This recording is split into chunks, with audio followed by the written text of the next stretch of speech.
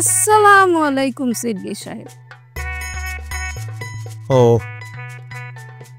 তাহলে তো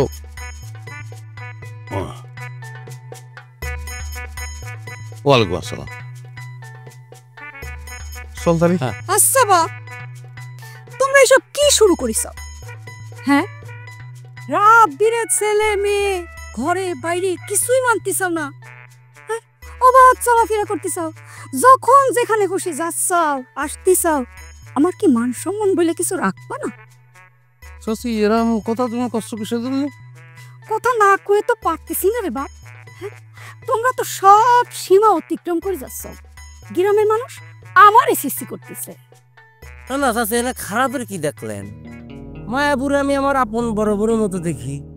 মায়াবু সিডনি বাইরে ভাইয়া কয়ে ডাকে, আর তাছাড়া দুজনের আত্মীয়। তাহলে এখানে খারাপ কি হলো? আমি তো করছি নি, মানুষ আমারে করছে তাই আমি করছি। তোমাদের বাড়ির মেয়েরা যদি এত রাত বিরে ছেলেদের সঙ্গে ঘুরে বেড়ায়, আড্ডা মারে, তোমার কিরম লাগবে? সিডনি ভাই, তোমরা এখন এখান থেকে যাও। কি করছিস তুই? যাবো মানে? এই ভয়ঙ্কর মহিলার কাছে তোর ফেলা রেখে চলে যাবো নাকি? আমি তোমাকে এখান থেকে যাতে কইছি, চলে যাও। কাকিমা, আপনি ওটা মেয়ের নির্যাতন করতেছেন, মানুষ যে আপনাকে এত খারাপ কয় সেটা নিয়ে আপনি একবারও ভাবি দেখেছেন? তুমি এটা কিরম কত করছো প্রেম কুমার? আমি মায়ের উপর নির্যাতন করি?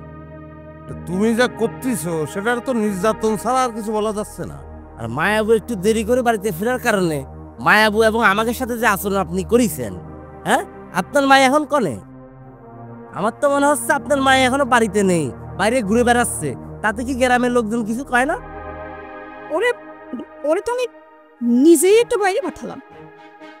ভালো, ওরে তুমি বাইরে পাঠাইছো, হ্যাঁ? মায়ের ব্যাপারটাও তো ধরে নিতে পারো। মায়ের তুমিই বাইরে পাঠাইছো, তাহলেই তো হয়।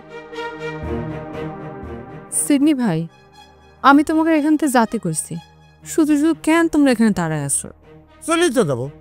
তো কি মনে হয় না থাইকে গেলে রাত্রিতে চাচ্ছে খাতি বলবে? কোনোদিন বলবে না। আর খাদি কলিও কি আমরা খাবো নাকি? সিডনি ভাই, সব বাড়ির খাবার কিন্তু খাওয়া যায় না। প্রেম কুমার, তোকে এখান থেকে যাতে কইছি, যাবে কি যাবে না?